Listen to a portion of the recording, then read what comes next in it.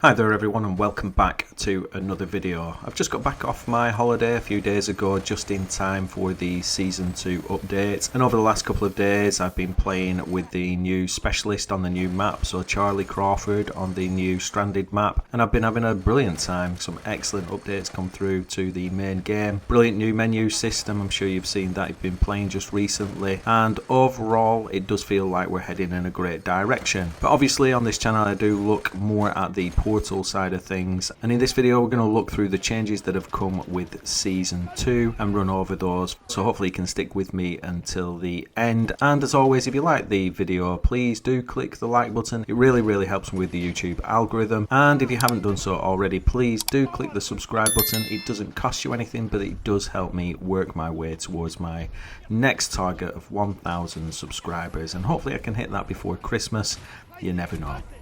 Right, okay, so without further ado, let's crack on and have a look at these additions and changes to Portal in Battlefield 2042.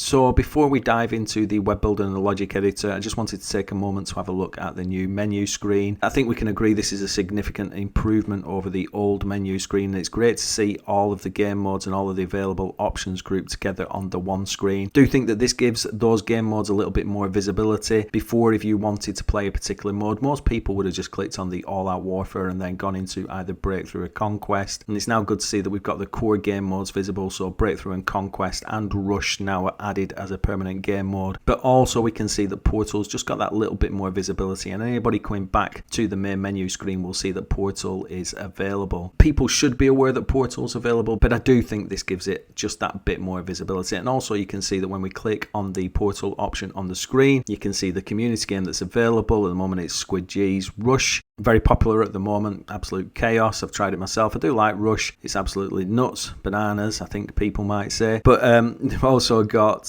you can see that we just scroll along a little bit further. You can see we've got the ability to host our own experiences and the server browser, and the other kind of revolving Portal experiences are available there. And I do think that this may well, possibly as hopefully player numbers increase, this may improve player numbers in Portal as well. You never know. Whatever happens as a consequence of this, this menu is obviously a big improvement over the old one. So we'll just take a quick look at the patch notes for Season 2 as well, and you'll notice if you've looked at these yourself, there's quite a lot of detail about all of the content that's been added. So some detail about the new map, Stranded. There's also details in there about the new Battle Pass, the new Specialist and weapons that have been added, as well as the new vehicles, and some details about the weapons that have been moved over from Portal into the main game. They've been added as new weapons in the weapon vaults that you need to unlock using assignments. I think they need a bit of balancing at the moment. I think that's pretty clear if anybody's played it. That's the new menu. And then we finally get to the changelog. A lot of details there actually. I do suggest that you go through them yourself and read them. Just go to the website. But we're interested in the changes to Battlefield Portal. So if we just have a look here, we've got all 1942 weapons now have optic attachment options. That was sadly lacking. Really appreciate that as an addition. It's only a small one, but very welcome. All Portal soldiers now have access to smoke grenades via the loadout. Now, this is the big one. Custom Conquest has been added to the Battlefield Portal Builder as a new Conquest game mode, with added customizable options for capture points and extra logic options for Battlefield Portal's Rules Editor. Now, I'm just going to pause for a second on that. For me, this was the really big change that came with this particular update, and I think that this is going to be the toolbox, the basis for some big changes to come. We can already do some pretty cool things with it now that we've got this Custom Conquest game mode, but I think that this is going to be the basis for some brilliant things to come. We could add objectives already using the vehicle superiority modes, but this is a move really good in a new direction. This opens up all sorts of game modes that we couldn't do before, and hopefully, I've really got my fingers crossed, they add more maps to this. We'll have a look at these in the rules editor soon, but that is the real big big change for us. Now, obviously, there are some other minor changes here. We've got multiple improvements have been made across classic era maps, such as removing and moving props and resolving collision and terrain issues. Didn't really come across any of that, but that's useful to have if that was happening. Players were sometimes unable to spawn on spawn beacons. It's fixed now. Thank you very much. Voice lines have been updated for 1942 German and US Army non-squad soldiers. Visuals of weapon scopes within Portal have been improved by removing lens dirt on several scopes and adding edge tint to most lenses. Those are all minor changes apart from the Custom Conquest, but all extremely welcome. Great to see changes happening to Portal as we go along. We've also got some additions to the rules editor, just kind of tidying up the capture point code. There are a couple of additions to this that I would welcome. I'll go through those in a minute. But we've got an enable capture point deploying block that's been added. We've got a get players on point block that has been added. We've also got added season 1 vehicles to the vehicle block in the rules editor. We'll see those in a moment. And we've also got Liz, McKay and Peck have been added to the player soldiers block in the rules editor. So those are the changes for Portal. I have to say, when you look at them at a glance, if you've been looking at these, they do seem a little bit underwhelming, really, more than anything. But as I say, this custom conquest mode, I think that's going to be the big game changer, at least I hope it is. And it's good to see that we are getting to see these regular updates coming through to the rules editor part. Right, we're going to skip over to the rules editor now and the web builder and just have a look at the changes as they appear when you're designing your mods. So here we are in the Portal section of the website, and there's nothing new here. We wouldn't have expected there to be, so we're just going to click on create something new. No new game modes here. We didn't expect that either, but you can see we've got this new icon just over the custom section, and as we saw in the patch notes, we now have the new custom conquest mode. I'm not going to go over the air superiority, the ground superiority modes, because we've done those in earlier videos, but we are going to click on the custom conquest mode. You can see it says capture the sectors to control the field, deplete the enemy's reinforcements to win,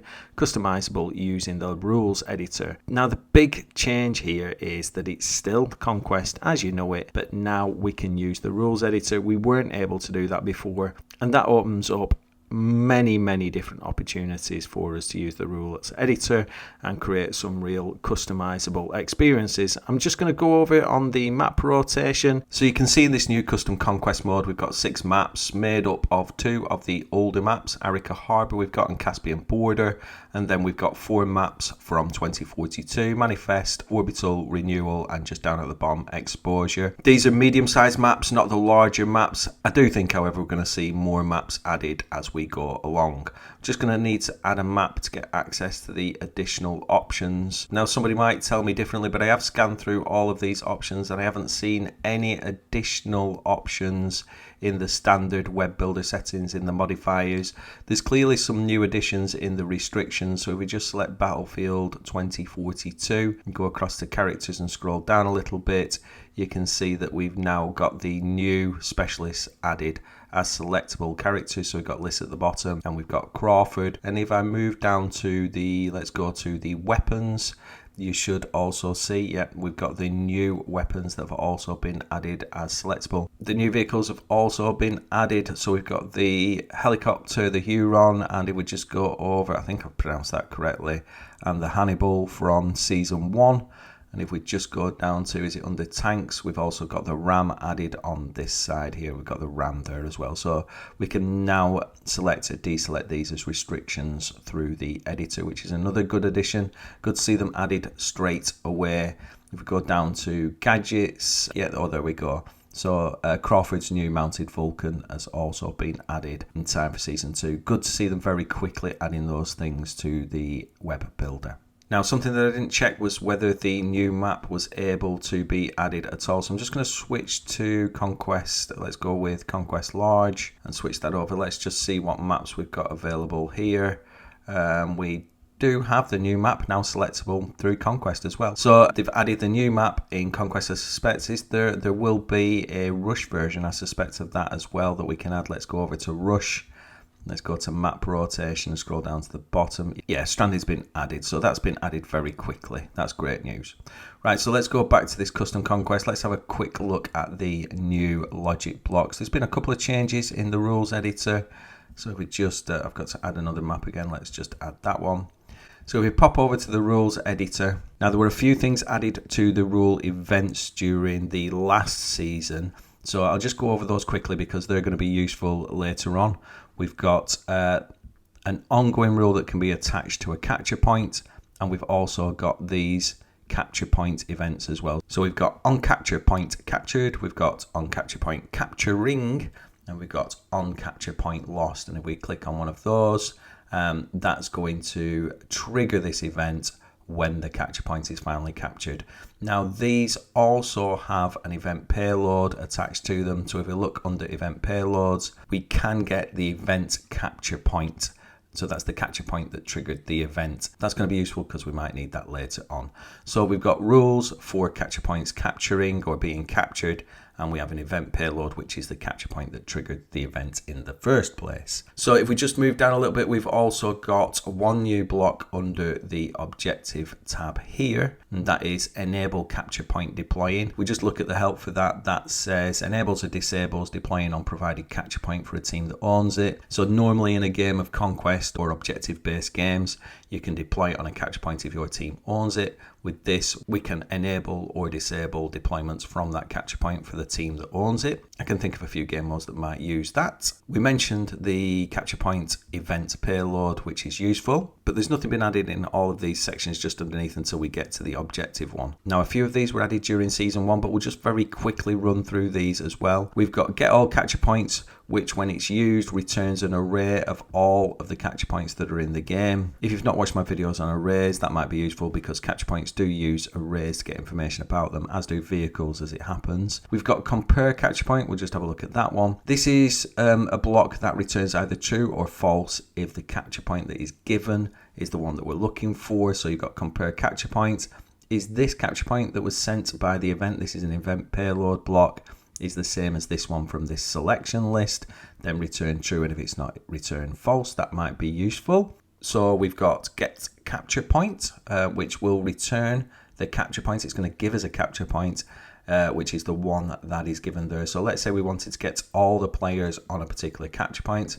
We've got this block down here, just skip ahead. We've got get players on point, and that needs a capture point given to it. So we could say get players on point, get capture point, and then we put in this list. So let's just build that actually. Get players on point. Let's get capture point, and then we need a selection list. I'm just jumping ahead a little bit here, but I will do, and we can plop that there. So if we wanted to get all the players on a particular point, we could use get capture point to do that. So we've got get players on point, get the capture point that we want is A1. Don't know whether that makes sense. I'm going to do an objective tutorial anyway at some point soon, but that's the kind of thing that we're looking at. So let's go back here. We've got everything to do with getting information about the particular capture point once we've got it as well. You can see all of these need a capture point given to it. So we've got get capture progress. That will tell us how far along it is. Look, we're going to get a number back, returns a number from 0 to 1, corresponding to the capture progress of the provided capture point. Get the current owner team ID. So that's going to be the team that owns that particular capture point. We need that perhaps. We've got get owner progress team ID. That's a bit of a mouthful. Let's have a look at that one. Returns the team ID of the team currently capturing the provided capture point. So let's say we want to display a message to all of the team that's capturing it. You are capturing capture point A1.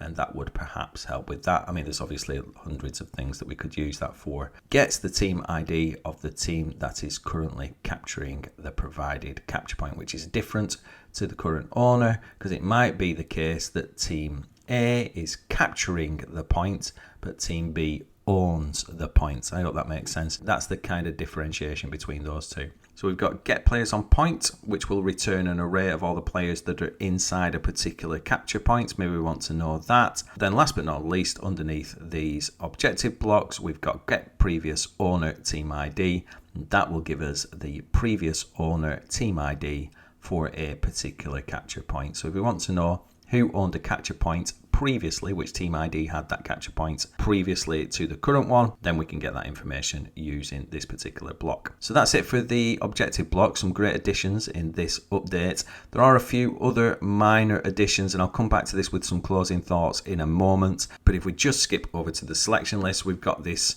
capture point selection list that we saw below here, which now has all of the objectives listed, but finely tuned. Previously you could only get either objective A, B, C, D or E, which wasn't as flexible as we'd hoped it would be. So we're now able to get the individual capture points on a map. This is really useful. And I know some folks over on Discord have been working on a version of Frontlines. This is going to allow much better use of the map, and hopefully if we get more maps added in time, we're going to see some really good objective based game modes. I guess we have to wait and see. So we just moved down a little bit. Oh, something that I did notice, if we just look at the maps, I didn't notice stranded on there, so we can't get that as a map name at the moment. Don't suppose it really matters at the moment for this one, because the stranded map isn't available on this particular mode at the moment anyway, but hopefully that will get added to the selection list shortly. So if we just have a look, let's just scroll down a little bit further. There's been a lot of additions to these. Let's just have a look at the inventory primary weapons and 2042. That is the crossbow from season 1. Can't seem to see the AM40 or some of the other weapons. It's a little bit disappointing. Maybe there's a good reason for that. Let's just get rid of that one. So some of the things probably still need to be added to the selection list. Maybe we'll see those added later on. It did mention, didn't it, that new vehicles from season 1 had been added to the selection list. Let's just see if that's the case. Yes, we got the Huron and the what was the other one, the Hannibal, have been added there. So yeah, I mean, these things are being added as we go along. I guess we can't expect everything to happen all at once, but it's great to see this new Custom Conquest mode. Right, I've got some tutorials coming up. I am working on a vehicle one at the moment. That will probably be the next tutorial that I put out before we get on with the objectives. And I know a lot of people have been working on the objective modes and are looking forward to some information. Closing thoughts on this, really good progress on the rules editor. For me, the Custom Conquest mode is really a game changer. Up until this point, we've been having to fudge the logic behind objectives.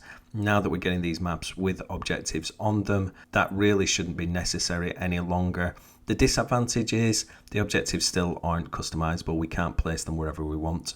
We're still stuck with the objectives in the position that Ripple Effect have decided that they should go. But that seems like a minor point at this point. It's good to see some progress. I really would like to see a lot more maps available to us in this Custom Conquest mode. Hopefully they will come over time. So it's just a question of waiting until they're ported over to the portal section, I guess. But the flexibility that it gives us is going to be fantastic. The other thing on the objectives, I really think it would be useful to have some control over the objective capture point speed.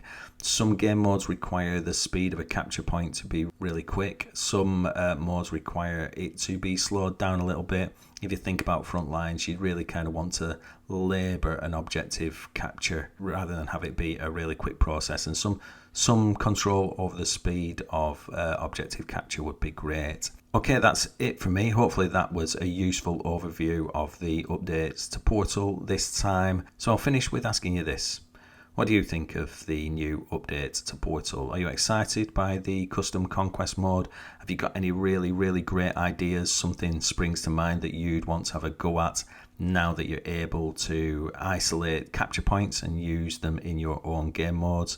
Or is there something else that you would have liked to have seen added in this particular update?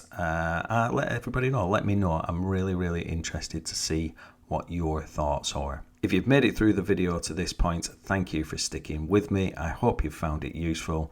As always, if you have, please do click the like button if you haven't done already, and just give me that push to my 1,000 subscribers by clicking that subscribe button. Doesn't cost you anything, but as always, it means the world to me. One more on my quest for 1,000 subscribers. Right then, speak to you all later. Have a wonderful day. I'll see you soon. Take care. Bye bye.